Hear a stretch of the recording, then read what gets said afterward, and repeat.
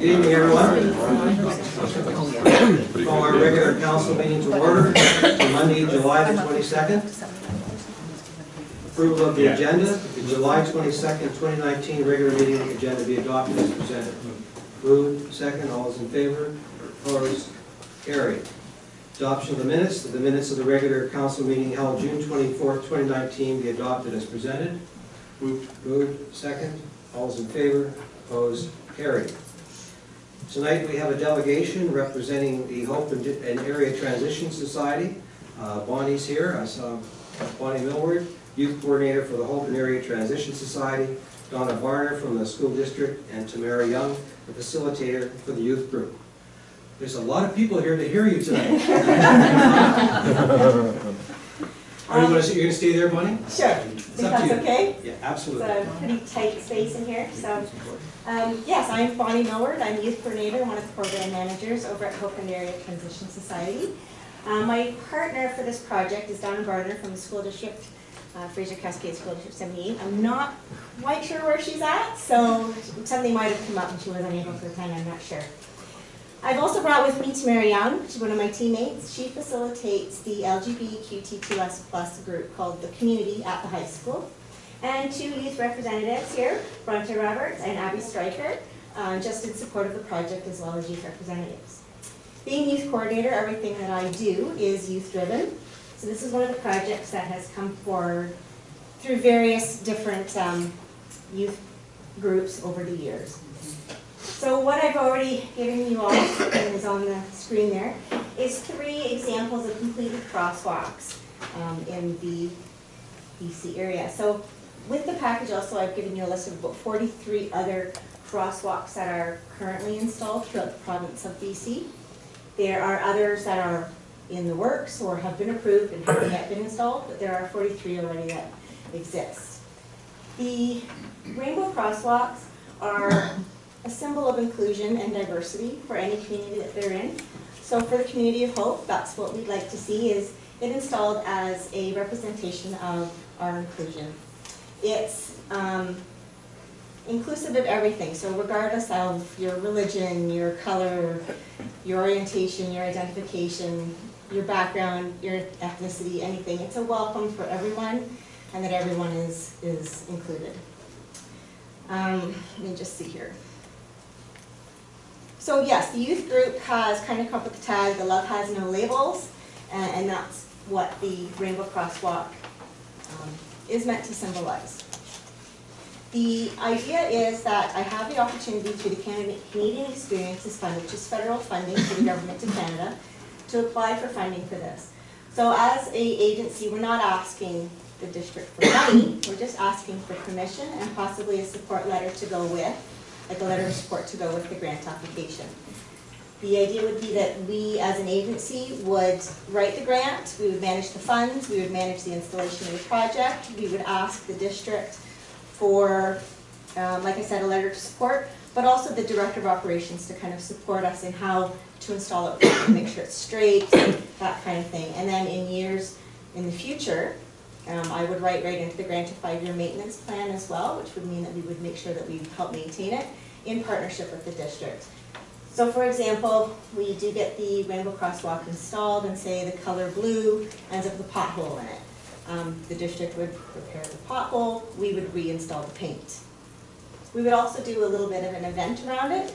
That again would be youth driven with many other community partners that we have throughout the district that would celebrate the installation and unveiling of the rainbow crosswalk as well. So that's pretty much our proposal in a nutshell. I anticipated some questions, so if you have any, by all means you could ask me or you can ask Tamara. Like I say, unfortunately Donna was unable to attend, but the youth are also here if you have any questions from their perspective as well. Thank you, Bonnie. Council, any questions for our delegation? Councilor. Yeah, I don't really have a question, just a comment. I thought there's more than 43 in the province. I feel like I've seen a lot of them when I drive around, but I do drive to Lytton every week, and they put one right downtown across from the town hall. And the first thing I saw when I saw that was like, how did they get one before we did? Yeah. So I think it's good. I think it's something we should definitely do. I understand why you want to have it from Trek to the Hats office, but We're open to any location. yeah, That I was just a think proposed a more location. prominent location would be fine too, so I'm okay with that if anybody else is okay with putting it somewhere And we've more partnered with visible and more Lytton. used. Sorry, we've also partnered with Lytton that they provided us with paint codes and supply lists and how they did it. And it was one of their main suggestions was to partner with the district to make sure that it's installed properly. So you get those nice straight lines and you don't go wobbly or anything like that. So yeah, we have gotten some support and input from them as well. So thanks for that. Councillor Smith. What's in place for, you hear about it on the news too, you see the vandalism that's happening to it, you get the people that are gonna do the burn on it, and people that are negligent to this situation. I understand where you guys are coming from. We crossed this bridge a little while ago, I think, with a flag. At one point in time with the district as well, we went against flying the flag because there's certain asks that you're gonna have more people coming. There might be other people that wanna put the different crosswalk that mean different things. So I think, for me, is how are we gonna maintain if there's gonna be vandalism done to this crosswalk? Are you guys taking care of that part of it? Now, is there gonna be hardship brought on to you because there's been vandalism towards it? That's my question. So I think when it comes, and I've given some thought to that as well, and I think it would depend on what type of vandalism was done. I mean, if it's a matter of some paint, then yes, we would take paint off, we would put some new paint down, we would maintain that. Depending on the severity of the vandalism, then we would have to partner again with the district to say, okay, how do we fix this, or with the RCMP to report the vandalism. I think it would really be dependent on the severity and the level of vandalism, and handle it as case by case basis. Councillor Erickson. Through you, Mr. Mayor. So I have one question on maintenance. Like every year we have to repair, paint our crosswalks in the district because of the snow plowing and the snow removals. And I'm just wondering who would be doing that, maintaining that. So as I mentioned, with this original grant funding, I would build in a 5-year maintenance plan for that. And then as the years go by, there will be other opportunities to fund that in other avenues. But this particular one would allow me to put in a 5-year maintenance plan for that to make sure that we can maintain painting of it every other year is what is suggested from other communities for the Wrangell Crosswalk. So one more question. We have the red and white crosswalks at 4th Avenue and Wallace Street that were put in a few years ago. And it's quite hard to maintain those because of the... Those are different. I know they're different, but they get damaged. We've had them repaired already once. They have the ones that they're indented. They're stamped, yeah. Was that not put in as a sample trial? That's right, it was a sample trial. So they sample trial in the house. But I think every year we have to paint these. Yeah.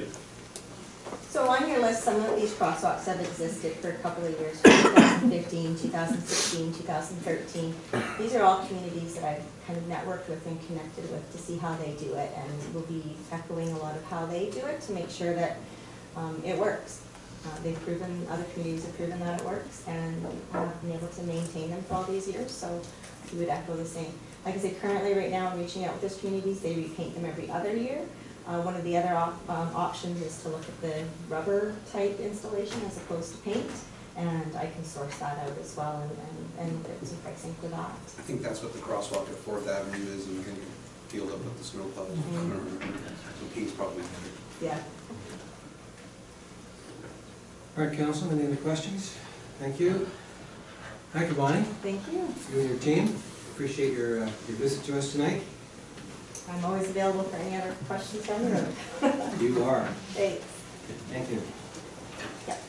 Before I move on to the next item, which is why most of you are here, I just wanted to remind the public that are not familiar with the council meeting procedures that it is a council meeting, it's not a public meeting. So you'll be making no comments during the staff reports and able to ask questions until to the end of the meeting. Item number 11 is when I will call for questions from the public for items relevant to the agenda. So that is your time to speak at the end of our regular council meeting after the report is presented by our staff. Briefly, I also wanted to mention there's a lot of misinformation on social media about this whole procedure, that your council and staff are not looking for a solution here. We all are on the same page here, staff and council. We want to move forward to find the best solution for the community and for the users of 753. Mr. Mook, as you know, has passed away. He had no will. It took a while for probate. Mrs. Muka is the owner of the 753 water system. We do not have control over the system.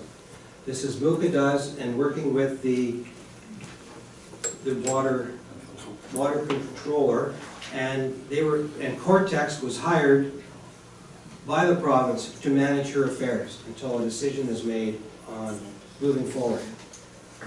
And that's how we understand it to be at this time. So that's my preamble for now, and then I'll move it over to staff, to Mr. Fortolotsky. Mr. Mayor, thank you. This report stems from council's concern and direction that staff move to provide options for a potential transfer of the water system. Just going back a little bit into 2017, council directed staff slightly earlier, along with 753, to undertake an engineering study as far as what upgrades would be required to try to bring it into the system. And at that point, a study done by Opus and delivered in April of 2017 came up with a figure of 866,228, and that is without a small portion for asset management, i.e. reserve funding moving forward. Since then, staff, the water comptroller who actually sees the utility and is now in charge of operating it and has contracted Corex, and district staff have been moving forward to try to get to a point of information clarity, and specifically what scope of works would be required and what the cost would be to actually bring the system up for upgrade and make it workable with the district water system. As we move forward to today, there are still many questions that have been asked of 753 and the water comptroller, engineering questions. They still cannot provide their own water via either a reservoir or a pump house, so they still are taking district water. And what would the costs be? And the important part, as well, as recently this year, you received the Water Master Plan. And the Water Master Plan did take into account a lot of the 753 aspects, but more importantly, took into account potential growth, fire flows, and other water matters that are important. And my colleague, Mr. Dickens, is here to explain or answer any questions that you may have. So, as the report states, we've determined, or we suggest, there are really only 3 courses of action that are reasonable or feasible to take. The first one is, council can decide, no, we don't want to take 753 out. We don't want to transfer to the district system, period. I don't know, you haven't deliberated on that. The second option is, council could undertake to transfer the system and amalgamate it with ours and assume all the costs. So all the costs of any upgrade, yet to be confirmed, would be then shared across the entire utility, the existing utility payers and the new 753 payers of the water system. Bearing in mind that fee, and we have discussed fees upwards of, between $1 to $2 million thus far, would be assumed by everybody. The second, or the third potential option, and an option that has been used in other communities where private systems have come under municipal management, is where a special service area is established. And the users, in this case the 753 customers, would take a vote, knowing what the amount to be borne would be, and they would vote to approve whether or not that cost could be apportioned to them so much annually, say for a period of 25 years, offset ideally by an initial grant, and the government is very favorable and has a good track record of approving grants. However, that may or may not happen. And in that way, if they say yes, we'll be responsible for those upgrade costs, and if there is a grant, they're offset, but again, no guarantee, then they'll come in. The work can be done over 25 or 30 years to be determined, that cost spread over them. Then their water bill cost will be the same as everybody else. So your monthly cost will be the same because you're one utility user. However, you've paid for those upgrade costs over time. And in that way, the existing utility payers in the District of Hope are not paying for the upgrades required by 753. Because you'll recall, over the years, that system was mismanaged and probably could be said not managed. And unfortunately, some say too, the province didn't do a good supervisory job as far as watching and regulating. Regardless, the system's broken and needs to be repaired. In either option 2 or 3, council needs to know a final scope of works and a really good cost approximation, an estimate. And this is what staff's asking for. Staff is asking for a final sort of study, a comparing and contrasting, and you've got the written estimate here, the work program and fee estimate from our consulting engineers. And Mr. Dickin can speak to more of that now. But that $18,000 would pay for that. And what should come from that then is that final scope of works with a good Class C estimate of how much will be required to undertake this. And then as council, you can clearly decide, do you want option 1, 2, or 3? And more importantly, the users of 753 will have a good idea how much may be asked of them to undertake over the next 2 to 3 decades, deciding on council decision.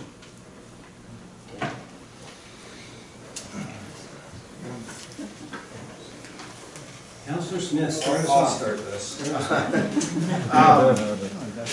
I think this has been a big topic for everybody since the elections too, and before that. I think segregating them to pay the bill, 753 users, is the exact same situation we crossed a while ago about the bridge. Copper Lake users should pay for the bridge, Silver Creek people should. It's not the way. We're a district. I feel if we're going to go any route, it should be the district absorbs this. Costs are shared throughout this, whatever the costs are going to look like. I also feel that engineers pull numbers out of the air. That's just my simple, how I've seen things go. Engineers are going to put numbers out there. We've seen it with other projects. And realistic costs, which is $18,000, could go towards, we get some actual final hard costs, maybe put the system into compliance to us. So it could be a good dollar spent putting the $18,000 to maybe that the reservoir needs to be upgraded and the well needs to be put forward and get that system on their own, but maintained by us, or on their own system, but maintained by the District of Hope. I think this is something that I don't want to see that there've been fees over and over and over again put down on the 168 homes I believe there is. I don't personally think that there's an option for us to say they got to pay more now to upgrade this system when they've already been paying up to this addition. Some clients haven't been paying the bill. That's on the people that manage the system at that point in time. But I think this is a situation right now where the district, we have to look at it. I don't think the $1.2 or $1.3 million that the consultants are saying we need to do is needed. I don't think it needs to be that much personally. The system's working and operating right now with a connection from us. So one, the fire hydrants, they want the fire hydrants, they haven't been serviced or anything like that. These fire hydrants were in use from our fire district. Those should have been either maintained or checked and coordinated with our fire chief throughout it. And if they had need maintenance, then we should have been billing 753 Waterworks at that point in time to maintain these if they weren't in compliance. Personally, that's how I feel. So I'm in the option of we need to take this operation over and look at what it's going to cost to get that on its own operation system as a whole district, though, not separate it and not put it on the 753 users. Thank you, Councillor Smith. The other Councillor Smith. Hi, so Councillor Tron and I are new to the game here in that, but we've definitely done reading on this. And I agree fully that the fact, if we have a well there, and that, because we just finished doing a water study, we know we need more water out there. If this well then would also enhance the rest of the neighborhood too, so that way the full cost wouldn't fall on them. It'll be better that way. The reservoir on top of Thacker is not going to work. We need to replace it. We own the land and everything else, but if we can do these two things, the water, everything would be up and running and a manageable thing. We can't just keep doing studies here. We've done 2 already. I mean, the engineers will engineer us to death. This thing's been over 3 years of everybody sitting out there waiting to see what's happening. Everybody blamed everybody else. But we need to face this and get it looked after. So I just think those are the only two things we really need to do is a storage tank and get a well in there and get running. Thank you, Councillor Smith. Councillor Tron. I agree with Victor as well. I think we need to support the 753 community members. It's quite a big burden for us as just whole community members to ask them to take on. I think that because of UCA was a cash cow for them for so many years and under-maintained, I don't think the responsibility should just completely fall on them. I think the $18,000 would be a way of showing us that we do support them, and we know a harder number as to what the total cost will be. I agree with Councillor Dusty Smith in saying that upwards of my plan says $2 million is the high end, the ceiling for the project, and I think that's just completely blowing out. I think there is other options, like Councillor Victor Smith mentioned, that we can look at for the group and into another way of attacking it. Thank you. Councillor Erickson. Yeah, thank you. We had the master plan a few months ago, it was a water master plan, and it included 753. But in that master plan, it talked about the tower, the water tower up on Thacker Mountain. So I did a little walk up there today and looked over the water tower. Now, I'm not an engineer, but I've done a little bit of construction in my life. And we were told that it had cracks in it. Now, I didn't go inside the water tower because it was locked, but I walked all the way around it and it looked in pretty good shape. Now, I don't know what, maybe the valves inside it, something wrong. But as far as what we heard, it would need cracked and need a lot of maintenance. That's what the water control, master plan told us. It also told us that we had to replace the hydrants. Now, this article we got today said we don't have to replace the hydrants, and that was under $300,000 to replace the hydrants. Now, in our article today, it said we don't have to replace the hydrant. So I'm kind of a little frustrated that our information we're not getting totally accurate. So I'm in favor of having this $18,000 study done, that we can figure out exactly what it's going to cost, or close to what it's going to cost. People in Copper Lake need to have water. They're part of our community. We got to figure this out. So I'm totally in favor of this $18,000 master plan. I don't know why our other district water master plan didn't include it, saying this is exactly what we need, why we have to spend another $18,000. But I think to protect the district from unwarranted costs like replacing all the hydrants, which now we don't have to, which was like under $300,000. I don't like that idea when you get two different stories.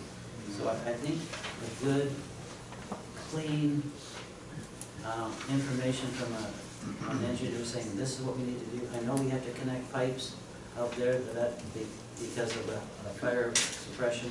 We need to do that. I know that's going to cost some money, but I don't like seeing two different stories coming from different engineers. So I'm in favor of the $18,000. Councillor Midland. Thank you. Along the same line that Councillor Erickson was talking about there, the first numbers we got from that OPIS report was 866, 228 is what I think it says in this report.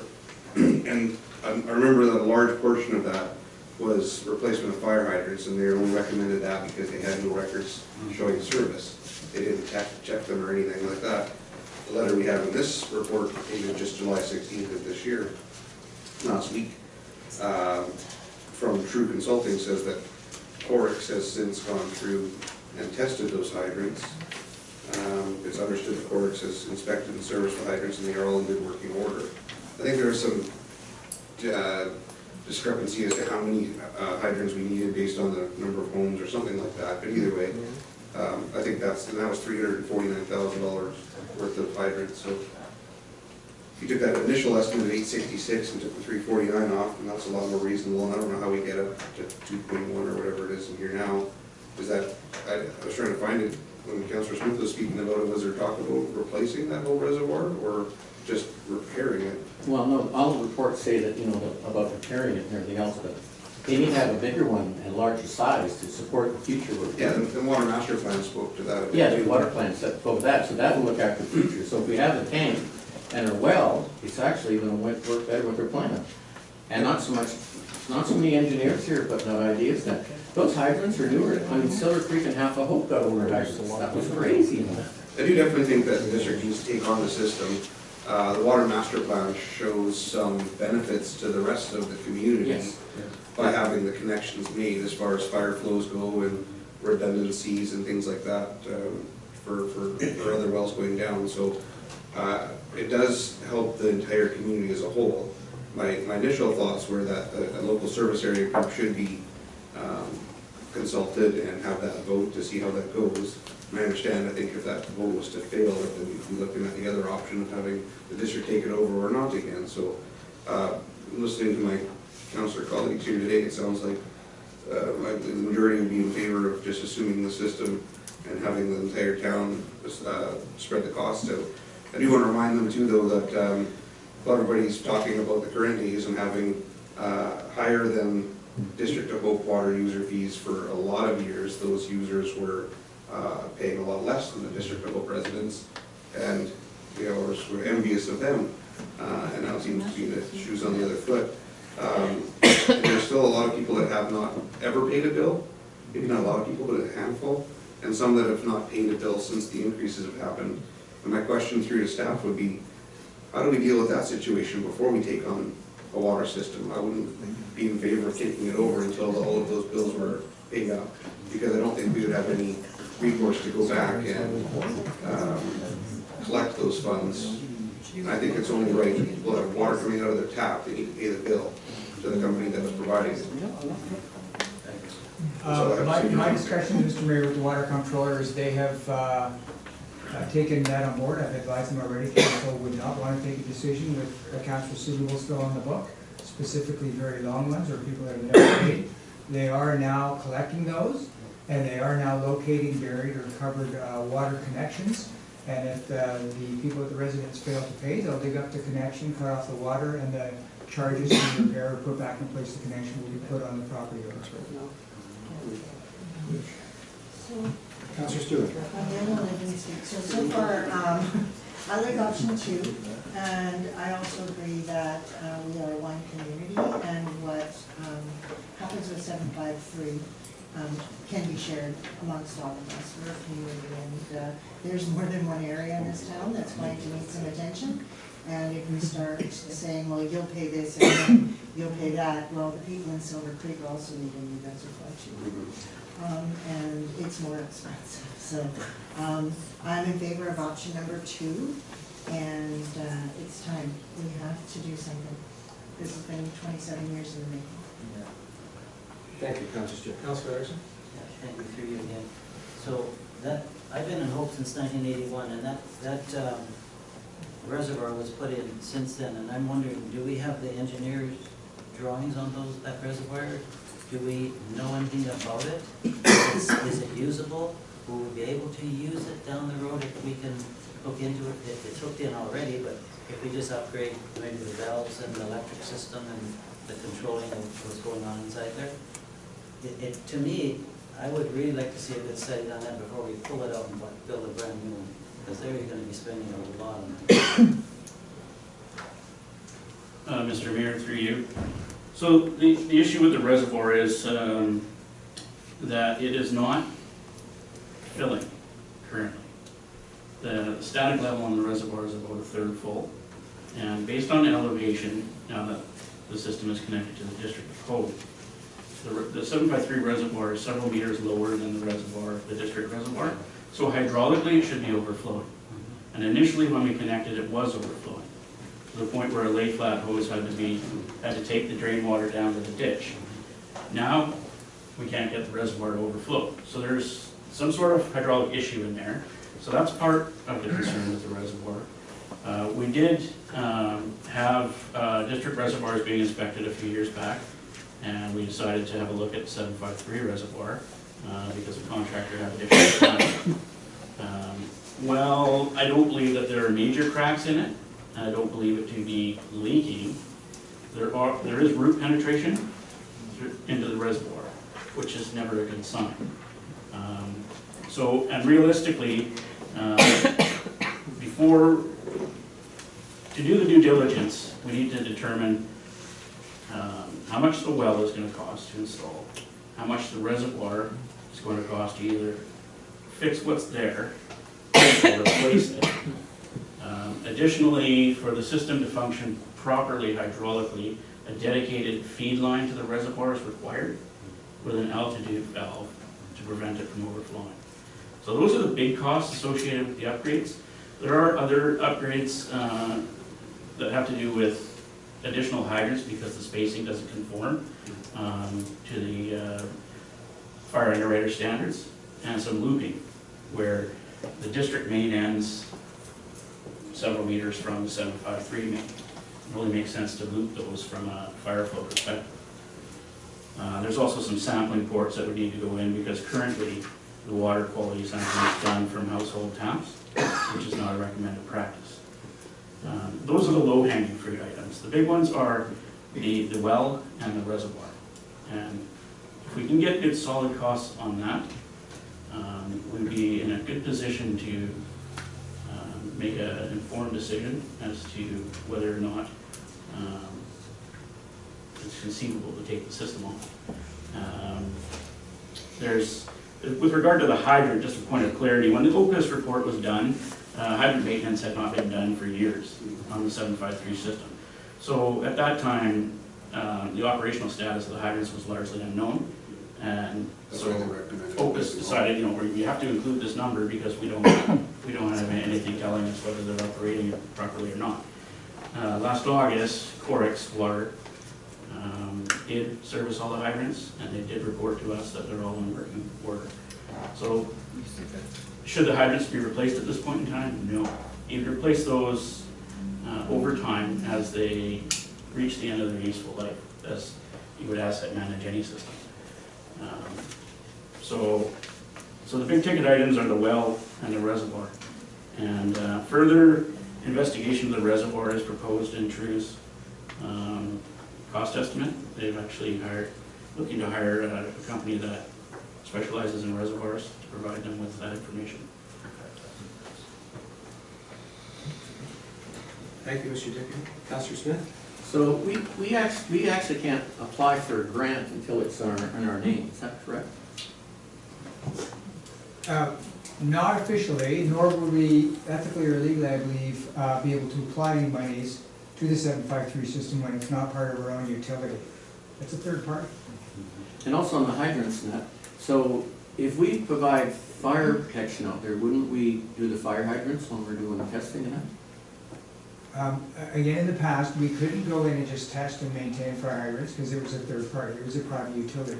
If there's a fire there, the fire department could try to utilize the in-place hydrants, because that's what they're for, but we also have tendering capability with trucks, so we have enough on board to service fires for the underwriter's needs right now. Okay, oh, thank you.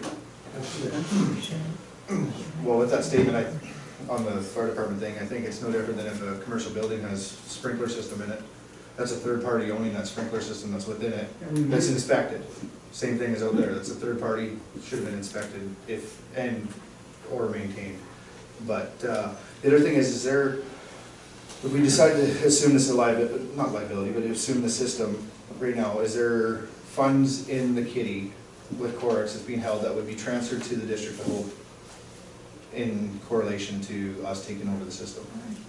Mr. Mayor, yes, any unused funds that they've accumulated, and I know they're working at bringing their reserves back. So yes, those are transferred to us as well. Councillor Whitlock? Just to clear up confusion, if there isn't in here, the fire department does not test the fire hydrants. The District of Hope Public Works does flushing, and I don't know if you do testing or if you bring in a third party to test the district's ones, but the fire department certainly does not do that. Just make sure we know. All right, okay, go ahead. I think that the whole agenda here is that we just need a time frame when we're going to get there. After 3 years of waiting, everybody's probably asking, like, what's next? So we need to put our nose to the stone and try and get there as quickly as possible. The report does stipulate that we would like to bring these back as soon as we get the results, as far as the scope of works and the cost, so you can further and make a decision. Maybe my colleague, Mr. Dickens, can comment on when a result could be expected if this is approved. With the comment about the reservoir, either keeping it, reusing it, fixing it up, is there luck possibly in the study of maybe that's not the right situation, right place for the well and reservoir as well? I know building a reservoir is not a cheap situation either, but if this is going to be obviously a problem that we may be looking at, is there an option in this study that you can put in, but they look for other locations as well. Is that within the plan? Let's put it that way. Or would it be within? Well, where the reservoir is located, the property is currently owned by 753 Waterworks. If the reservoir was to be moved to another location, you have to have elevation, right? So that's the first thing you're looking for. Property acquisition would be involved, which increases costs. The well, the casing has been installed, and the well pump test shows adequate volume coming out of that well. So I don't see why we wouldn't use what's already been there, or been installed. Of course, it has to be built out with a pump house and everything else, but the location where the well casing was put was investigated, and it's proved out. Also, the existing well that's on Skylark, the comptroller did find a company to come in and have a second, maybe third look at that to see if it is feasible to put some money towards that. It's not producing the volume that's required, and there are other issues with it. For example, the wellhead is below grade, which is no longer meets regulations. So essentially, the existing well is not recoverable. Thank you, Kevin. Thank you, Mr. Dickin. I put you on the spot. Councillor Smith brought it up. If we move forward on this study, give me a time frame, rough. The study's finished, and then what's the next step? How long is that going to be? This is what a lot of the community's been asking me. What's next, and then how do we get to that point? And I can't answer the question at this time. So are you able to help me out? Okay, I'll go out on a limb without having confirmed Yes, that's with the okay. engineers, but I would say November. November for what? To have a report back with refined costs, having inspected everything, all the assets. Okay. And so council would know then what the upgrades to the system would cost to bring it back up into industry standards and have it functioning. Have a water source and a reservoir functioning, as well as the other upgrades that have been identified in previous studies. All right. That sounds realistic to me, but well, I'm sure we'll get more information before then. The last thing is, I'm not proposing this, but I'm way out there to staff. Could Mrs. Muka sell to another private company if she chose to do this? Mr. Mayor, it's possible, however, I think it's unlikely. Again, the water controller sees the system for the purpose of ideally the municipality assuming it. And that is the policy of the province, is to have municipalities assume these private systems.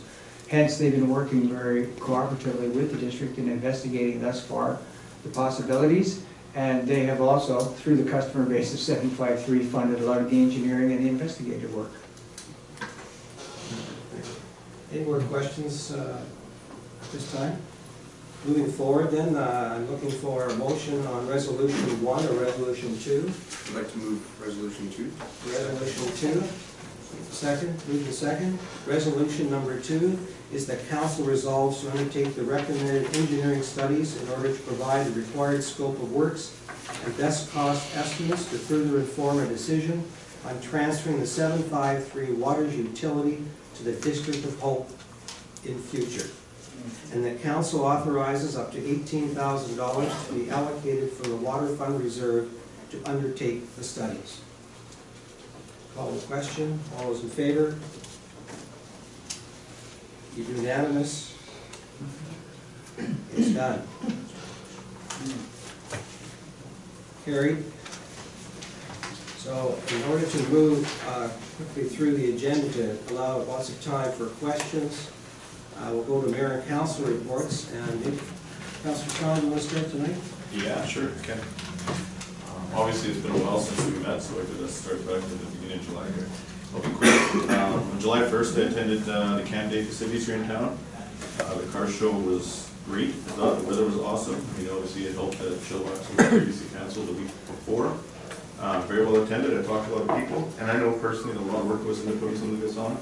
Just want to thank everybody involved. And I watched the fireworks, but I heard the common consensus was that's the best fireworks yet. So thanks to everybody involved with that as well.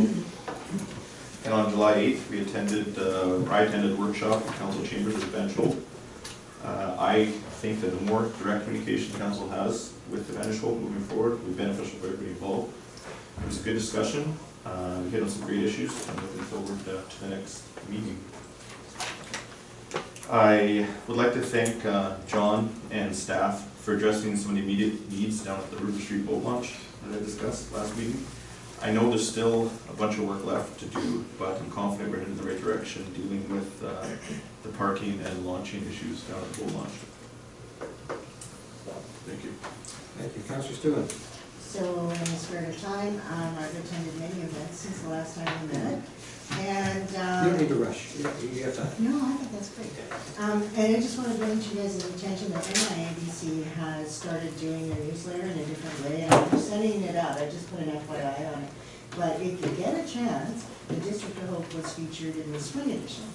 And so I think it was pretty good. And who did so- the interview, Councillor Stewart? What's that? Who did the interview? Erica did, from MIA. No, Eric, she interviewed you. Yes. And then I pacify everybody else. So if you get a chance, check it out. The AGM for the MIA is in December. And that's it. All right, thank you. Councillor Smith? Hi, so, a little big build-up for us with the Communities in Bloom judges. We toured around Hope. I'd like to thank all the people of Hope that helped out to make their a little bit better distance, and also the help from district staff was very, very helpful in everything, making the town looking better. Also attended the car show as well. Community Forest, the AGM was very interesting in that. Van show meeting too was good. I was at the Golden Agers lunch. The presenter got presented from the opening of the Coquihalla Highway, the banner that was there, so we'll give that to the museum.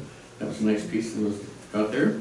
I'm asking the council if we could do a letter to the government to support them, well, not support them, to ask them not to cut funding to all the libraries in the province. The libraries are very important to us. 83% of the people that are using computers and that there don't have computer access. We have great programs there for young people and for seniors and that. We just came up with a new program the other day now. You can get a bird watching kit, so you can go out in March and that. We supply that. We have 50 in the system. So the Fraser Valley Library is from Boston Bar to White Rock. There's 25 libraries, 756,000 people. Hope has 4,000 out of 6,100 people here have a library card, which is very impressive. And how long have we had a library? We are the oldest library in the colony of BC. We are even ahead of New Westminster. So the gentleman that started the library here was Reverend Pringle at the Anglican Church. So he couldn't get anybody to sponsor him, so he started himself and financed it. And he had newspapers and books and all different things in that. The idea was to keep some of the people out of the bar and be more educated. Also, yesterday I met with 27 German forest students for an hour. They had a lot of questions.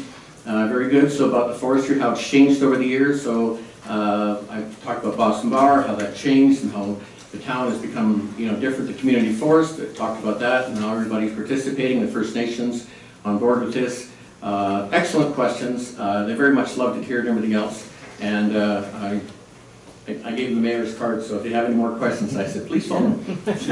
They've been emailing. And also the fact that the district also gave pins, and they were very ecstatic about getting a little hope to go home with. So, thank you. Thank you, Councillor Smith. Councillor Medlock. Thank you. So yeah, I guess I'll start with in June, after the last council meeting, we had an advantage hope meeting the day after.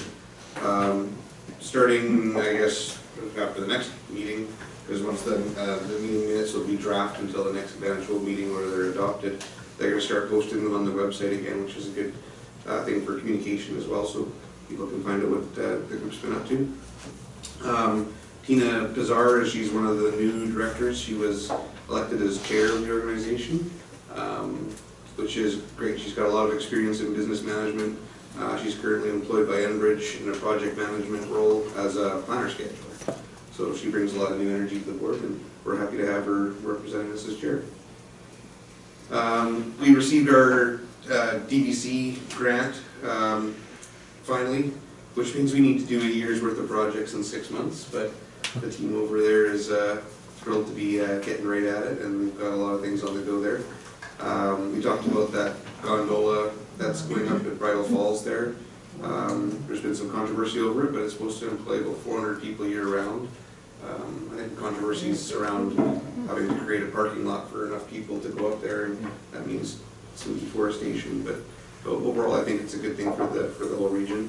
That does fall into our Hope Cascades and Canyons tourism region, where we collect the 2% hotel tax and whatnot, so that'll add to that. The visitor center's hired 4 summer students, one of them at 100% funding coverage and 3 at 75%. So a lot of them will be responsible to do the roaming visitor services, where they go up to the fellow tunnels, to Memorial Park where the buses park, and that kind of thing. And it's just great having people greet them right there. It's sort of something that I think is kind of unique to Hope, and has definitely gone over well over the years. We're ongoing recruiting for board members. We're looking for upwards of 3 more, and maybe we can put that on the district website. John, maybe we could contact Shannon and try and get a posting up there. So that's all Advantage Hope stuff. The car show, it was great. It was an awesome day for weather. The Hope More Sports Group, which I'm a part of, we partnered with the FERD again. So we do the car show part of it, and the Lions Club's there with the food. And Jody and the Rec Commission takes care of everything else with the band and the entertainment, and arranging for Mark Stroll to be there and all that. And Dennis Adamson was down from Yale, representing the FERD. We had 150 cars. We get a lot of new cars every year that have come from different places, so I just think it's a great thing to showcase our community, and the town did a good job of making sure the park looked great for the event, and it was really good. And then everything kind of shuts down for the afternoon, and then takes up again up to the evening at the 6th Avenue ballpark there with the concerts, and that was really good as well. They had the mechanical bull. It was kind of fun watching the lineup was steady all night. Just last weekend was our Hope More Sports Group Summer Smash Demolition Derby and 4x4 races. It was good, well attended. A lot of people from out of town this year, not just participating, but I mean spectators. I got a lot of phone calls asking how do we get to the Coquihalla River Park, and where do I park, and those kind of things. It was really hot, so near the end of the day, people started drifting off, but understood it was cooking hot out there, especially yesterday. And coming up next weekend, the Lions Club is hosting the Cockle Lake Float Festival at Cockle Lake on 27th. I kind of want to say it starts around noon or 1 o'clock. I think it's 1 o'clock.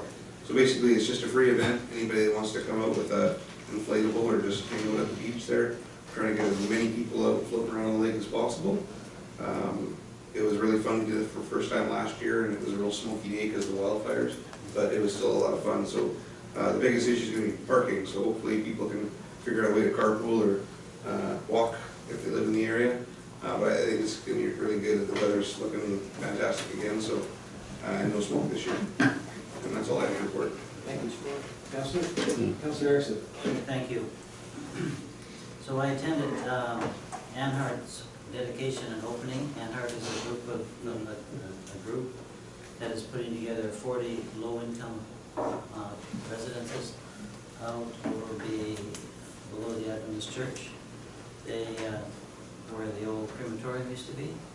They've torn that down, and they're starting to dig the foundations now.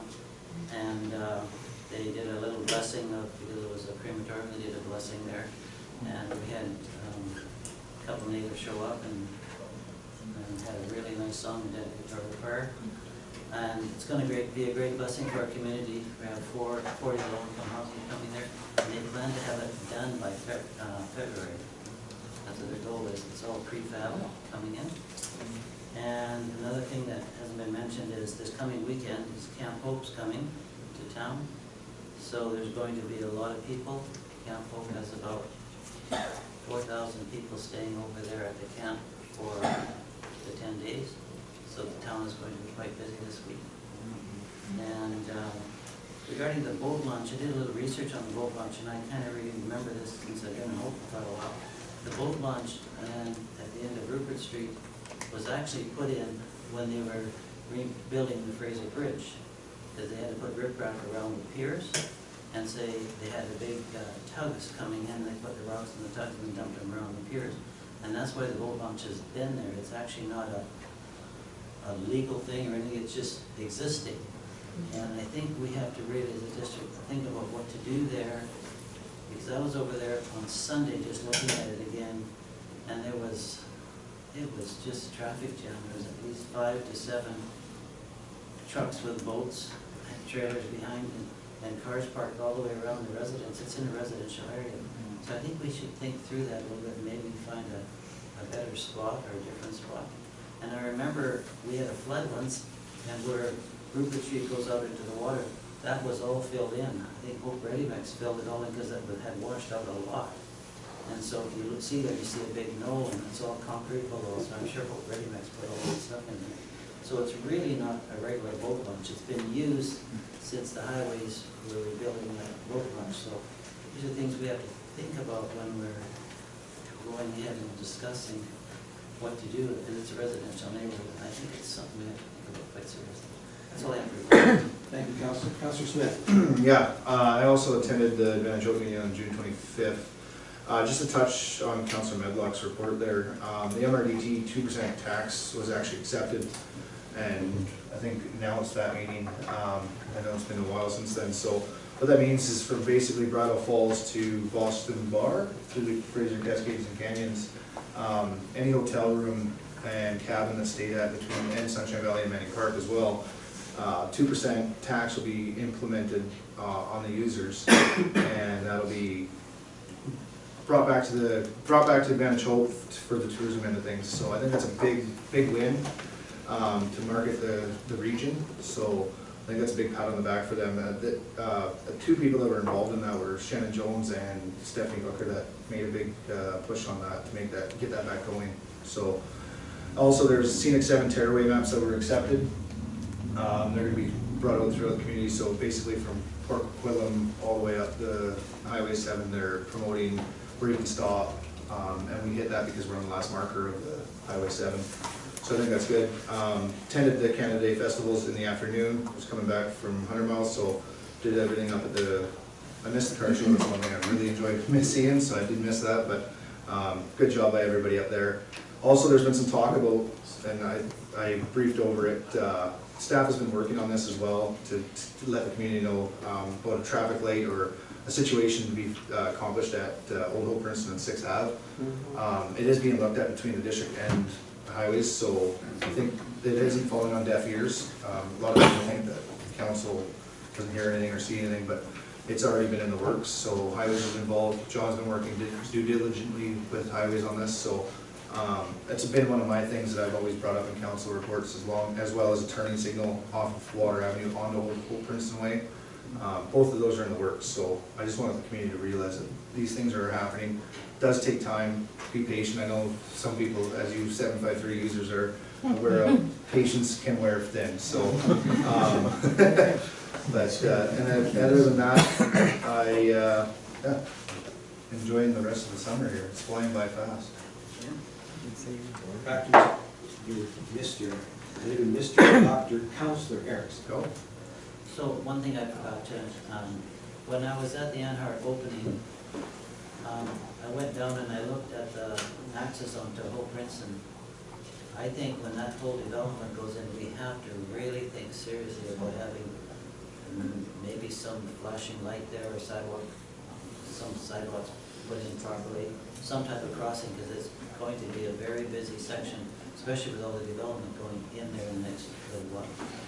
Mr. Mayor, just a reminder, that the other side of that is the McDonald's restaurant across from Ryder. So the province and us are working on installing an illuminated flashing pedestrian block there now. And we received some correspondence on it today, but a technical correspondence, but we're both working to that end. Thank you, councilors. I'll be quick as well if I can. I attended the Hope and Healthy Communities Committee, met the new mobile response team. That's the frontline psychosocial support for first responders and frontline staff dealing with drug overdoses and death. An important team that will come to the fire department, police department, first responders, and help them with the issues that come along with experiencing drug overdoses with their clients and death. Attended the Southern Interior Development Initiative Trust meeting in Kelowna. And they are an organization that was started in 2005 to help smaller communities transition when they've lost their resources, mining, lumber, logging, whatever the case may be, and to help them look in new directions for economic development opportunities. They support municipalities, nonprofits, and small business loans. Some are forgiven, and some is for loans for expanding your business. So I went there to see, and since 2005, only $567,000 has been used from our region. Some of the regions are up to $3 and $4, $5 million. So I made new connections up there, and I'm working with Advantage Hope, and I think there's lots of opportunities there for our community on the municipal side and for small communities to grow and working with Community Futures. So I think it's a really good fit. They're going to come to speak to council in November. I did enjoy the Canada Day celebrations as well. Thank you to the Motorsports Club and the Lions Club. I opened the 3rd annual Multicultural Festival the same day, which was well attended, as Councillor Stewart mentioned. I attended the Community to Community Forum in Agassiz, which is Harrison Hot Springs and Agassiz working together with the local First Nations communities to work on common interests for economic development and lifestyle improvements for all the people in the region. The 2 topics that were hot this month were flood mitigation and gravel extraction, and the frustration in dealing with the DFO. All the communities up and down are complaining about the DFO and how much authority they have to tell us how to manage our own rivers. And there's a lot of flooding going down further on. They've lost a lot of their land, and they feel a part of the problem with the fish is the water is too shallow, it's not cold enough, so they're dying off. We need to get some gravel extraction out, and that's what they're working on with the different ministers in Ottawa. Fraser Valley Regional District, I attended the Regional Corporate Services Committee. The Chilliwack Search and Rescue presented their annual report to the 3rd busiest in the province. And just a word for the local public are not prepared for outdoor activities. A lot of city folk are coming out in proper dress, shoes. They're not prepared, and that's what their main focus is on city people not being prepared, and it's costing a lot. Single-use plastic bylaws, many communities are looking at it. They're working with local chambers of commerce.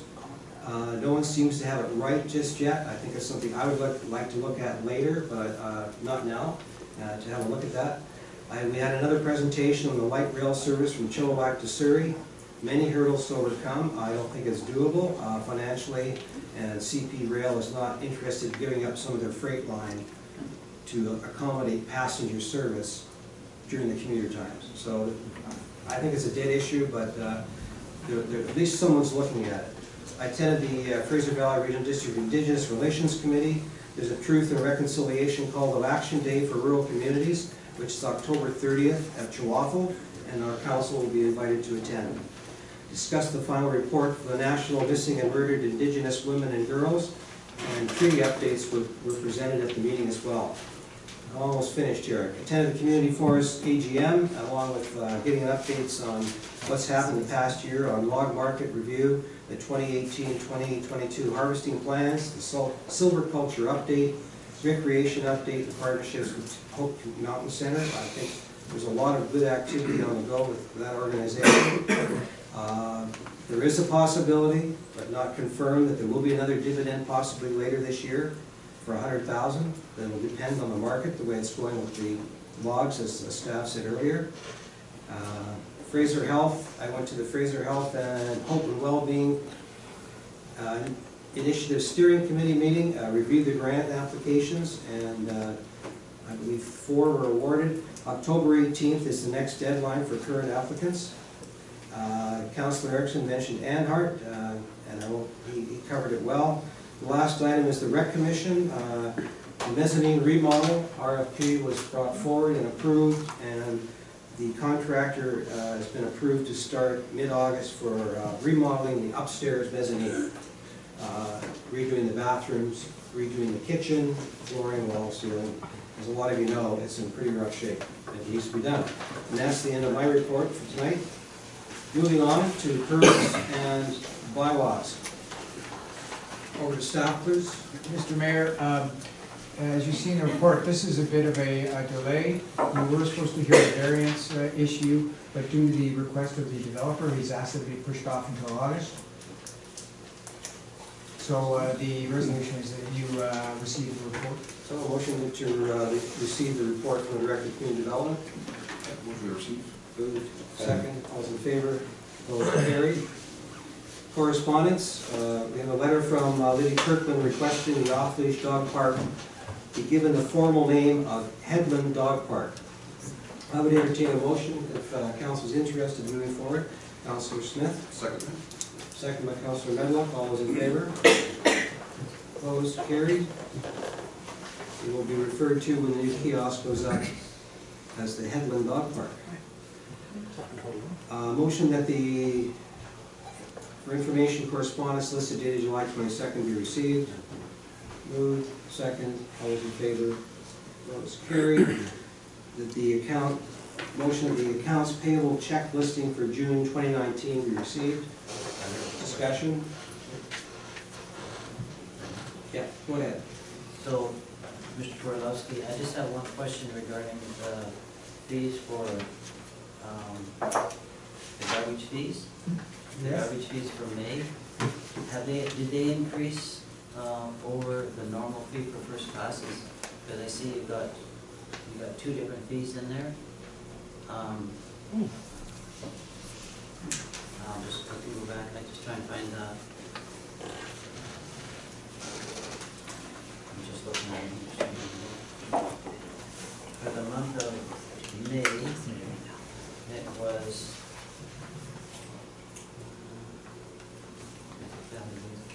$122,000, and then very May 31 to May 27 to 31, there was $44,000 on top of that, $44,900. I'll have that break up for you, increase? Councillor Erickson. Okay. I'll get you the details. Yeah, Director of Finance is not here tonight, but, Okay, yeah. just so we can find out. Sure. Thank you, Thanks. Mr. Korolowski. All right. Call for questions from the public for items relevant to the agenda. We're here. Thanks for your patience. We're finally here.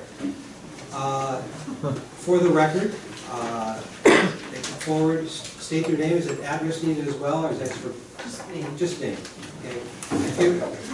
Who would like to be first and come to the podium and ask some questions that they have not been answered tonight, or make some comments? Don't be shy. I'll be the first guy. There's someone that's not shy. I would like to make a comment about 7.5. I was on council with Councillor Mayor later when this was all formed. I really think that the council should reconsider another study, $18,000. So out the window again. I mean, I think as a community, our whole thing in the 60 years I've lived in Hope is that we all support each other and we pay each other. And you know, you're allowing, I see a lot of development out there on 753 water. I'm sure it's on 753 water on our water. You're approving building permits, you're approving lots of things out there. So why are we hesitant to take this over and get another study? Take the $18,000, put it towards fixing that well up. And let's get on with supporting the people of 753.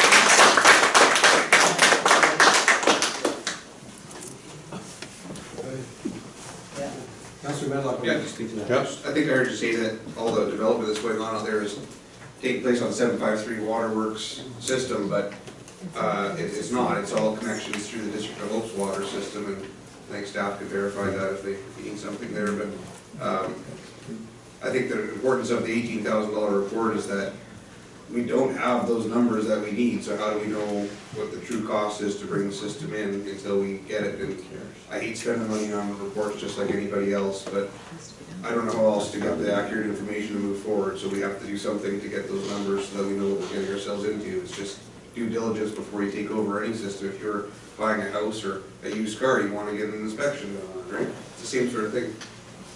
You've had quite a few reports done on it over the years. And it's been dragging on and on and on. And I think we, as citizens of Hope, deserve to support all these people that are out there wondering when the water's coming. I heard a statement say we're gonna cut the water off. I don't think you can do that. Not all the years I was on council, you can't cut somebody's water off to their house. That's, you know, It's a necessity of life. it's a necessity of life, it's a health hazard, it's everything. You can't cut water off. And I just don't understand why we don't want to knit our community together. These people are all part of our community, and just get on with it and do it. These studies, you're going to get a million studies and a million ideas, and just do it. I think we deserve that, and whatever it costs, fair enough. We as citizens have to support these people that live there. As we've supported everybody, we put sidewalks in, we do everything else. We don't charge people because they got a sidewalk in front of them. Let's get on with it and get it done, you guys. This has been going on for so many years now. It's just. Councillor Anderson. Yeah, I agree, Mr. Gardner, that we have done a lot of studies on it.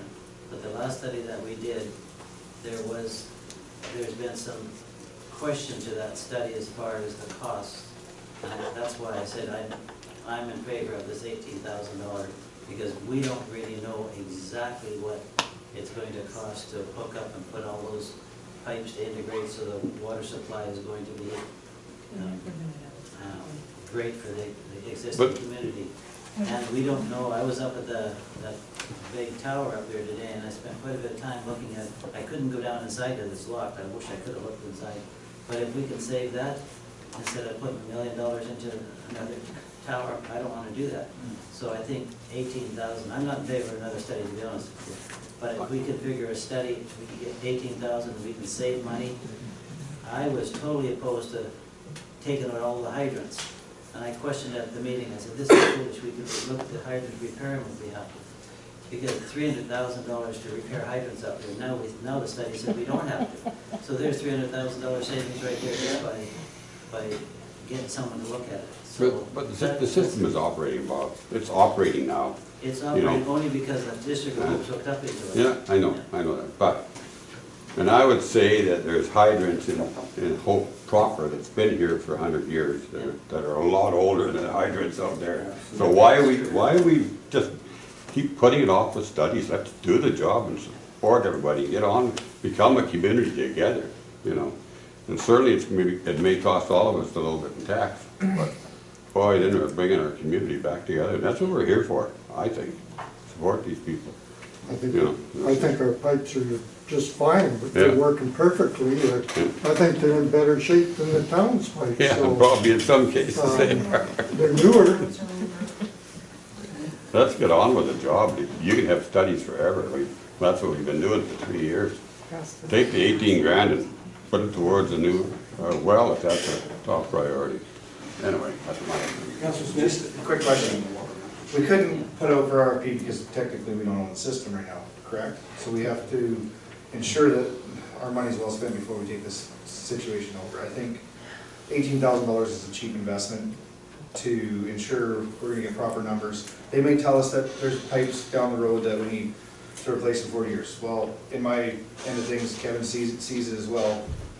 You don't fix it until it's broke type thing. If it breaks, that's when you're gonna fix it. But to get the system up and operational, I think $18,000 is a cheap expenditure. I think staff, council all understand that people of 753 want this done sooner than later. I think that's why it was expressed by the mayor and Councillor Smith. When are we gonna see this? Kevin has shot out on a limb, hoping for November.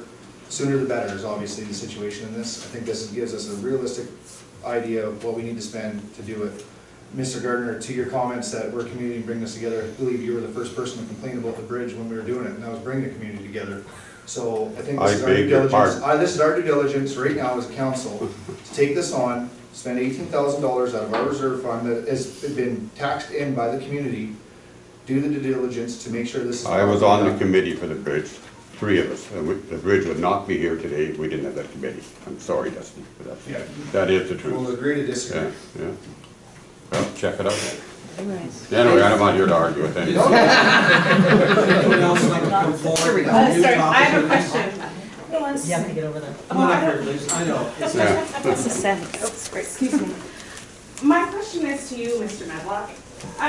You said that the new development is not under 753, which I understand is not hooked to 753 water systems, but is it not hooked to the same pipes that we are? So no, the connection, you're talking about the end of Swallow, right? So the water system was put in by 753 developments years and years ago. But they were never connected to the waterworks system because they had no more capacity on their system. The province, correct me if I'm wrong in this, but the province would no longer allow them to add any more homes because they didn't have the capacity through the reservoir system or whatever. That's why that land sat undeveloped for all those years. But the pipes in the ground came from where? Well, the 753 developments put those pipes in the ground, but the So connection to the water system was. Tell me, what is the difference? We are connected to those same pipes to the District of Hope water system. Yeah, so the And district. so is, I'm not, Okay. and these new customers in these new developments are hooked to the same pipes with a different connection, getting the same product at $20 a month, and we pay $73. No, you're not quite correct there. So the piping in the ground, the physical piping was put in by 753 Developments Company, but the connection was never made to the waterworks system. The connection was eventually made to the District of Hope system through Mountain Ash Drive down Acacia, right? So the connection is the only difference. So where the water comes from, it's serviced by all of the district's reservoirs. If the temporary connection between the district's water system and the 753 connection was disconnected, those homes would still be serviced by the District of Hope water, and 753 residents would no longer. Right, so that's the difference. They are, all of new development that's taken place has been connected to the District of Hope's water system. Kettle Valley Place, all down there, the new homes. I still don't. Why can't we be connected? Yeah. Why can't we be I connected? still don't understand. Were those pipes removed when the Yeah. new subdivision went in, a new pipe went in by the district? No. Or were those pipes, did they remain and are being used for water? The piping themselves? Yes. Yeah. Well, what I was told was that there was some rocks and stuff thrown in the pipes that they had to do some work, but I don't think that the So it entire wasn't- system was changed. So it wasn't, they weren't removed, they were still there. You're talking over yourself. The piping system was not completely removed and reinstalled as far as I know, but I don't understand what that matters is where the connection. So did you run a new pipe, from the Hope system just to that one block or whatever we're talking? Is that what It you was did? run from Cockwell Lake Road down Acacia and then Mountain Ash. And the And town that Hope, connection was made from there the around, District of Hope ran that pipe? yes, or the developer of that development. So they're not connected to the 753 well system? No. Oh boy, that's worse yet. Showed in our water master plan, anybody who knows. Makes sense. the maps, Makes sense. the pipes of the districts in which are 753. I still cannot believe that you guys don't want to support Yeah. the 753 without study after study after study. Let's get on and get it done, you guys. Is the study gonna tell you how much, if the study comes back and says we're gonna spend $2 million, are you Yeah. gonna say, no, we're not Yeah. gonna do it? Leave the poor people like they are? That means we know how much we're gonna be spending, it'll be Well, $2 million. No, it doesn't. So, Anyway, I don't know. Mr. Delnick. My name is Jim Delnia. I just have two comments. First of all, regarding hookups to 753. The June 24th minutes actually have a permit that's been authorized for building permit on Thacker or in accordance with hookup to hookup to the water system. My point is, it's a caution to the council. Be careful of hooking up new systems to 753 until such time as we get it all addressed and fixed. The other thing, I agree with Mr. Gardner, and actually I agree with much of what was said by council tonight, and I thank you for that. My request is to take the priority of 753 and move it to the top and maybe in place of some other priorities that council may have. But as residents of 753, we want to get this dealt with and dealt with quickly. Thank you very much. As I said in my earlier remarks, this is a priority for council, and that's why we're speaking about it again tonight. And we do need to move forward with it. It's on a strategic plan, it's the #1 item, and we're gonna get it done. Who's next? Anyone want to speak about another issue related to or add your comments? Don't be, Mostly everything I had to say was answered. But I do want to say, we did ourselves. let's start with, hi Tessa, how are you? Hi, everybody. Sorry. That's okay. Mr. Mayor and Council, you guys did address everything really that I wanted to talk about. Several years ago, we did our own petition, and obviously, you know, we had hearings ourselves. And we went door to door with our petition for people to respond because we wanted to be connected to the District of Hope. We don't want to deal with 753. We have it for 5 years. This system has deteriorated for well over 10 years with many, many days where we have had no water whatsoever. Out of the petition that we did, of 194 houses, there were only 36 who didn't comply. 158 households want to be connected to the District of Hope. And I think now, we did it again, it'd probably be everyone, but I seem to be the only one left on the committee willing to speak. So, the current monthly water rates of $73 are arbitrarily imposed on us by the comptroller. The comptroller has never managed this company, and I'd like to know if there's a way that we can, with somebody here, has a little bit more insight, because we are trying to find a lawyer. How come the province never gets held accountable for anything? That's a huge question that I have. Can anybody answer that for me? Because they won't even respond to us on our questions. I sent in a crap load of questions to Chris McMillan, their new secretary. And his response to me was sent back exactly the same as every other person. He never answered a single question. And then they want our input by August 16th. Well, how can we give our input if they're not gonna answer our freaking questions? Because I've had a lot of people here email me their responses from that comptroller's office. They're all the same. And it's ridiculous because they're not answering our questions. And out of curiosity, I got an email today actually back from Chris McMillan stating the reason for our new increase is because of the District of Hope. Corex's treating of our water system, which they don't because you supply us with water.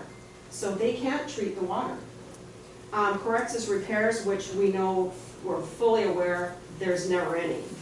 My water actually from my house has not been tested since last year when I complained. And I don't see them maintaining anything.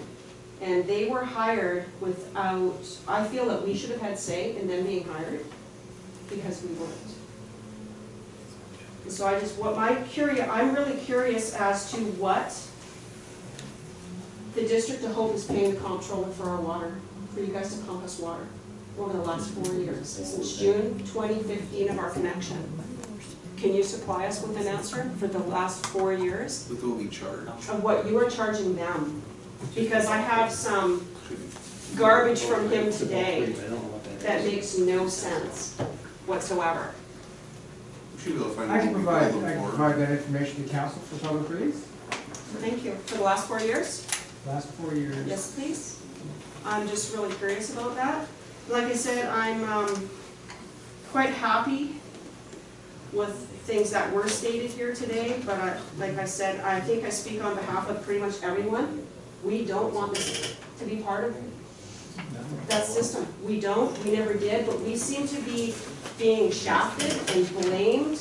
Okay, they paid $10 a month for years and years and years, but that is not their fault. It's the mismanagement of the province and the water rights.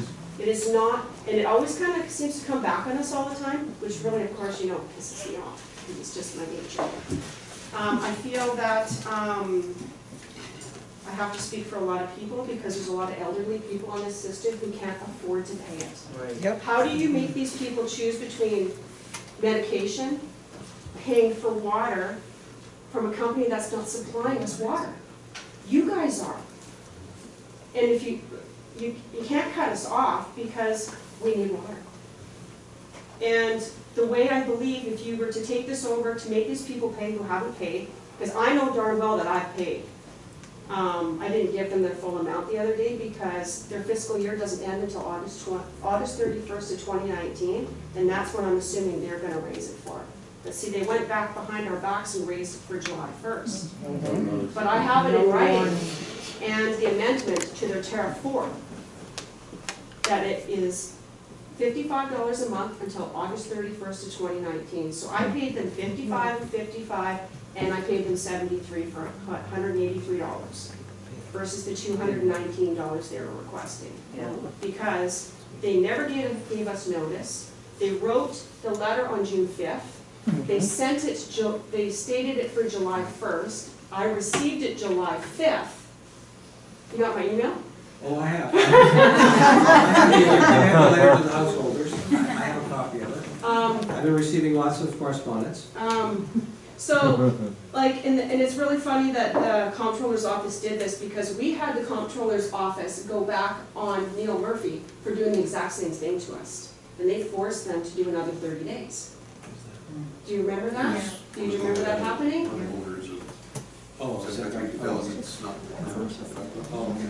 So, yeah, Neil Murphy is the son-in-law of Gordon Yuka, as a matter of fact. And whether he is or not still, I don't know. I'm going to assume, who knows. But those are just some things I wanted to get across. And I have a mountain of questions, like I said, but you guys answered most of it for me. And I'm sure I'll think of something later for you. Yeah, for you. Tessa, if you're up for it, you seem to be well organized with your thoughts and your correspondence. I try to be. There's an election coming up. Our MP would probably love to get a hold of this, and we should also work with our local NI. I have sent everything to Gordon, to Strahl, to Taggart, to Lori Thronis, who knows everything about this and who has drank my crappy water when we were on 75.3 and the well was caving in. We do have that new well on Riverview, and I do believe, is it just something now to do with hydro for that? Because it's not in the floodplain because I actually walked it all out and measured it all. I do believe it was just something to do with hydro. To have that well, obviously you need a pump house and everything else, but to have it up and running, there was something with hydro. And off the top of my head, can't remember what it is. That's what we paid the special levy for. But that, yeah, all that levy, the levy that we also had reduced from 570 to 470 was all supposed to be go towards all that stuff, and it never did. That was our special. And we always get, like, this report that I just got, anybody can make up a number. Yeah. It's like you said, the engineers, like we picked apart that Opus Day and Night report with all their adding and how bad it was. Anybody can throw a number out there. We need to know where we stand. We don't want to be on 753. Obviously, it's very clear, and we think we should be treated fairly as people that belong to this community. After all, we're taxpayers in this community. We've been part of this community since the amalgamation in 1992. So I feel that we should be treated fairly, and just like with anything else, if something else is broken, let's fix it together. Everything needs to be fixed. Like, not everything, but you know what, you know where I'm coming from. I know. Like Silver Creek has issues, let's fix it together. Everybody should be doing this together instead of we're always fighting against each other, because we're all sick of it. We've been treated like we're criminals and we've done nothing wrong. We're paying what we're supposed to be paying, and I feel that we're being held hostage here. And if we don't, well, we're threatened to have our water cut off. Well, that's another thing. It's really hard to turn somebody's water off when these guys don't know where the shut-offs are. And some houses are 2 or 3 houses connected to the same shut-off. Yeah. I got a massive amounts of maps, and I have internal pictures of that reservoir. So, I just feel I have to speak on behalf of some people who cannot be heard. Here's a question. How many people, I know you've been on there for a long time, Tessa, but been, like a realtor, do they bring this up to attention when you go on to, when you're somebody's showing their house on a 753 system, this has obviously become a problem for people that don't understand that that they're on this private system until they start getting the bill. When I bought my house 14 years ago, under the stipulation it was community water. It was So 753 you're was never brought blindfolded up. to some of this. It was situation. never, 753 was never brought up when we bought our house on Kettle Valley Road. I think that's been a A lot of problem. us had talked about that as well. It was brought forth to us as it was community. Mhm. Yeah, I remember I've lived there for 17 years, and I was surprised when I got a separate bill, because I used to live in town. Yeah. And then when I moved out there, I got another different bill, I just assumed it was all. And the way they probably could word that though is 753 of the community itself, but what you're saying here, I think is everything that we're echoing too. I respect Mr. Gardner's comments, but I think a little bit more realistic numbers. I hope this $18,000 will get us to realistic numbers to get the system up and running to a reasonable amount. We take it over and take you guys on. That's, I believe, all of how we feel. This has been a top priority for everybody since the elections, before the elections. It's been ongoing for too long and it's been under the wayside. Staff knows that it's a concern to us. And I don't think it's being put on deaf ears we understand that this is a situation you guys need dealt with. It's been going on too long. It has, it's been going forever. Along with the amalgamation that talked about this part of it, I still think it's part of our problem, why we're not willing to just jump into it full force is because of the amalgamation. We've taken on so many other situations like Othello Road, Silver Creek corridors, that are issues as well. But you know what, we've adapted to those, we're making solutions as we go forward. This is another piece that we need to just hunker down and take the charge and let's just do it. I do agree, but I do want to go with the 18,000 to get us a closer and clearer numbers, sorry. Thank you for your Thanks information. for listening. Thank you. My pleasure. Great comments. Does anyone else want to follow that act? I'm Bonnie Butcher and me and my husband live in Dogwood. And we bought this house off of Dogwood 2 years ago, and we weren't told anything about this water thing at all. A realtor or anything, so we came into this totally blind. And now we got this new bill of another $73 added to what we pay on sewer, water, and garbage. And that's another $400. I thought, whoa, that was unfair that we weren't told anything from this. I was right there. 200% for 4 years. I just have a question for Sandra Downey. I'm just wondering, has the 35 municipality to ever 55. checked into how many other, not regional districts, but how many other municipalities in the province have not taken over water systems? Have you ever checked into that? Sorry, have not taken over? Yeah, have not taken over. For the municipal, have not taken over private water systems. Prince George still? Prince George has some. Prince George still has Yeah. some. Especially if you up in the north, there are a lot of private water systems. Not in municipalities, not regional districts, municipalities. As they grow, become incorporated, and that's happening day to day. Okay, because I understand, like I was talking a few years back to Larry Fronis, was that there was a real push from provincial government for municipalities to take over private water systems, and there were not really that many compared to how many had been taken over. So anyway, that was just one question, and as far as getting the water system, I'd probably almost be given to you. As far as anybody approached, Mrs. Booth or whoever owns it, I bet the town's never She's offered to offered buy it to it. me for free. Yeah, I'm thinking, don't worry, you'll get it. She offered it for nothing. At least that's the past comments I've heard. So there's been a few different private water systems at one time here, Yes. like around Barrie. There Yes. still is another very small one still out there. Okay. You know, but they are being taken over, but at one time there was a pile of them. And some companies were much better than other people about what they did. Yeah, And more yeah. upfront with everybody's stuff. I mean, that's terrible if you bought your property and were told it, Yeah, not told. I mean, that's a We weren't, major thing yeah. somebody should be telling you. Yeah. But I mean, at one time there was a lot in here in town, so. No, I'm just wondering, but I thought there wasn't, my understanding was that government was really pushing for a long time for municipalities to take them over. And anyway, I'm encouraged by what I've heard. This is the first time I've heard that the town is actually interested in really going to take it over. Yes. And so I'm really encouraged by that. And thank you for your work. And I just do believe that we should have, it should be pretty up on the high priority list. I know the town has so many expenses, but that equitable access to water for citizens and equitable pay. That's it. Thank you. And thank you for the work that you do. And thanks for your Mr. Boxall, you're next. Yes, I'm Don Boxall, and I'd like to make 2 comments. Somebody used Prince George as an example a few moments ago, and I think the reason they might still have private systems there is they're one of the largest cities in area in British Columbia, but it just goes on forever. So That may be part of the problem. The other thing is I'd like to thank all of you for your positive input to this meeting today, and I can see that you're going to get some results. Thanks. Now we have to deliver. Now we have to Hi, thank you. Shannon Perna. What I'm getting from council is positive, and I thank you for that. And I can understand wanting more information before you make the decision. But is there information that would exist that would change your answer to no? And if that's the case, why the delay? You want to answer that? You want me to jump in? I have a staff perspective, and that is, we don't, until we get those refined costs, have a great feeling on what is needed immediately in the cost for that, to bring it up and join it to the system. But more importantly, the overall cost as we amalgamate it and bring it into our system and asset manage it forward. So if the cost is significant, say $1 million, $1.5 million, council may have to consider borrowing if it's required immediately.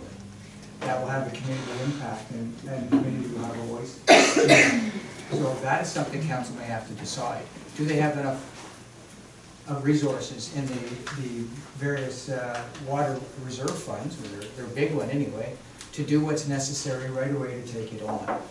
That's what we're trying to confirm as part of this exercise. If it's too big, yes. Again, we have to consider as a staff, and certainly council to decide, because maybe there's a borrowing involved, and that's a bigger question.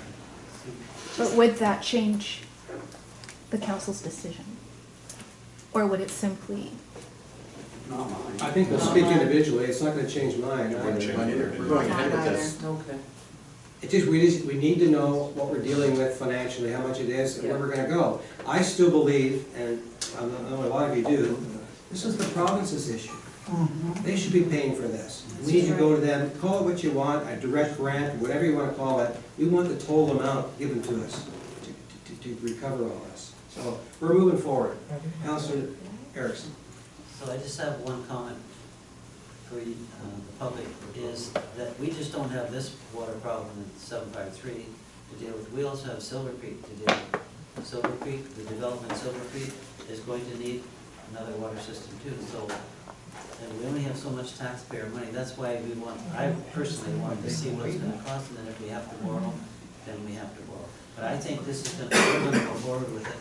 I just want to know the numbers first. Councilor Smith.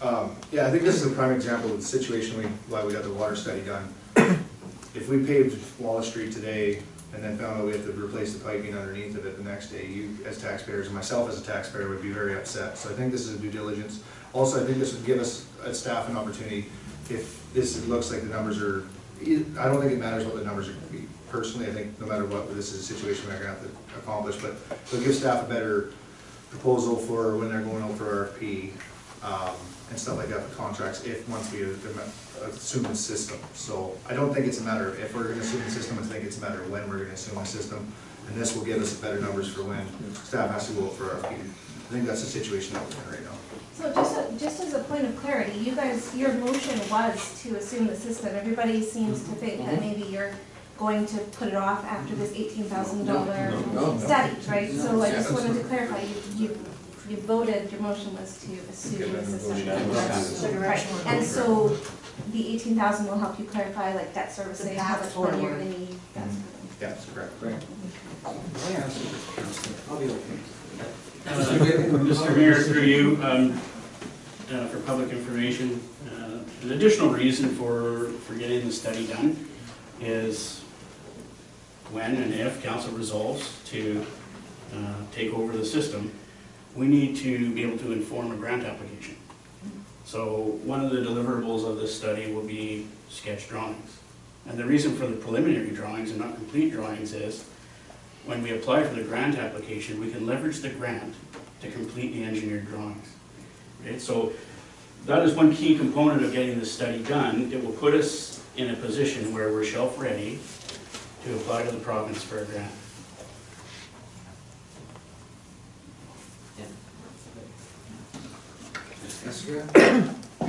Jessica Williams. I think we should also, or you should consider also applying for federal money.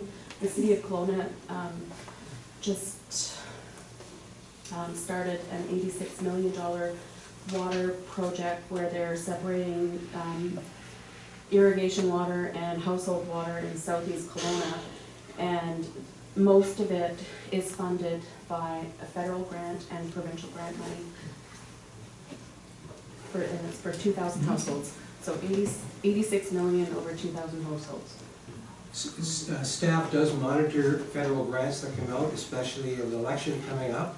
They're already talking infrastructure monies available. The staff's always looking for opportunities like that, but I appreciate your comments.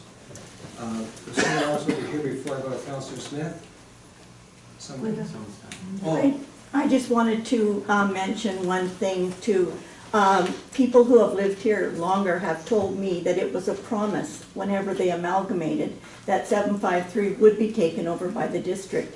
They voted for that amalgamation based on the fact that they would have their water system taken over. That was over 30 years ago now. I'd say it's well overdue. The longer we wait, the worse it is. I don't know if you're aware, all of us that are on 753 are aware that while we sit here and talk, we're paying accounting fees that are in the thousands. We're paying Corex. We don't think they're doing anything, and the money they're getting is unreal. It's like they're all writing themselves checks.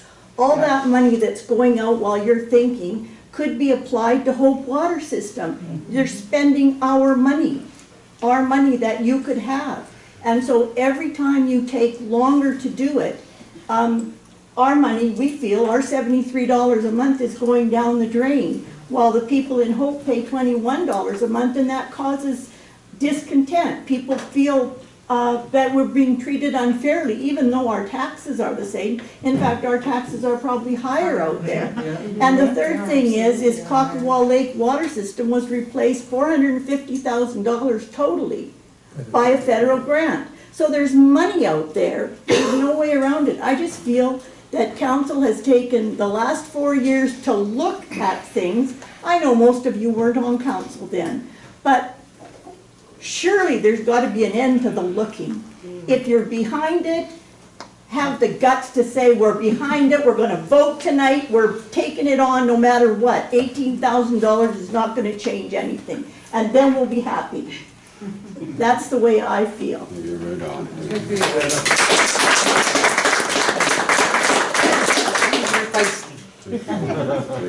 Yeah, quick comment on there. I wish I would have went before her because she took the wind out of my sails. That was going to be my exact comments right now. If we're looking and we're all in agreement here that no matter what we want to take over the system, why are we? I feel that we should maybe make. I feel we should make a motion to get in negotiations to take over this water system. And then, with how it's operating right now, if we took over the water system and it transferred into our name, we're still operating, we're still supplying these people with water through our system, and we have to deal with the situation as it comes down. So, if we have that in our name, the system's in our name, we can start collecting the money on that, get the transfer of funds towards us, and we can also look at the grant part of it, because elections are coming up soon. If we're looking at November for the study coming back, we're going to lose that opportunity for a grant situation if it's not in our name and it's in 753's water name. So I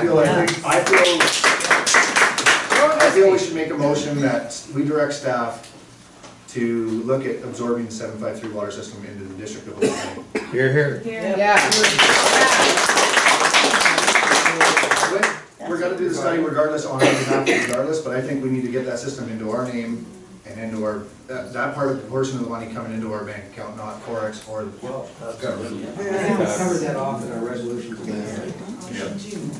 I was assuming the position, that's not how I read it. The resolution didn't actually call for the transfer. It's called to inform a future decision to transfer. The future decision to transfer. I believe that we should look forward to transfer, depending on, like, obviously there's going to be some negotiations involved. If Corex or Gordy Meats, 753 is willing to either gift it, sell it for $1, let's so have. But I think that we need to get that system into our name. Before you and can then- apply for it, on it, you can. Will that affect us for grants and everything else? You won't get a grant if you don't own it. Mr. Mayor, we would have to apply for the grant as a municipality.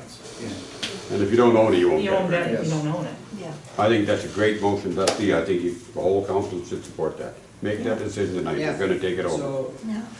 can we go back and entertain amendment to the motion now? Or it has to be a new motion? Trying to do, so we really have to have money. This one reads to, the council resolves to undertake the recommended engineering studies in order to provide the required scope of work and best cost estimates to further inform a decision on transferring 753 utility to the district in the future. So it talks about informing the decision in the future. So it's the future.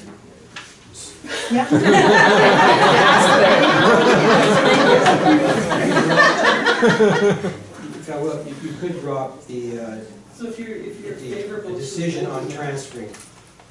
So the best cost estimate to further, no, that doesn't work out.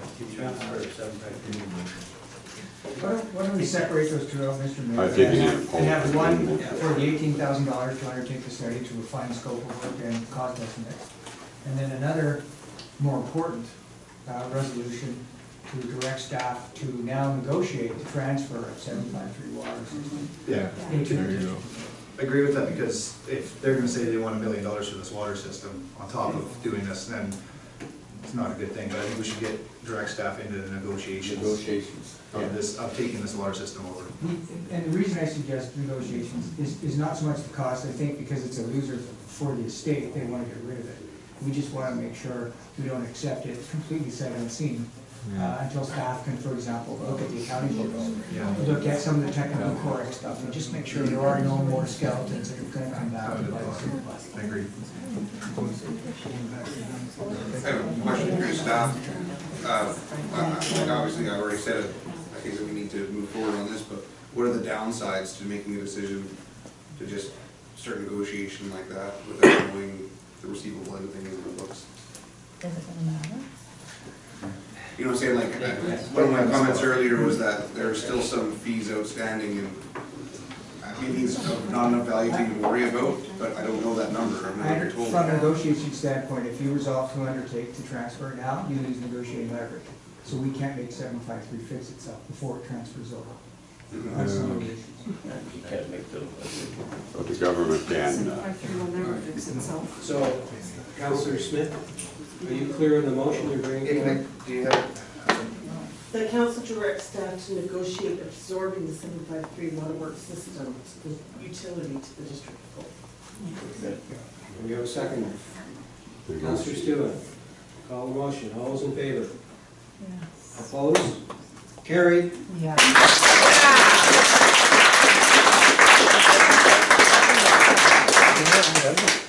Thank you for coming this evening. I hope you Thank you. We are moving into resolution to proceed to close the meeting.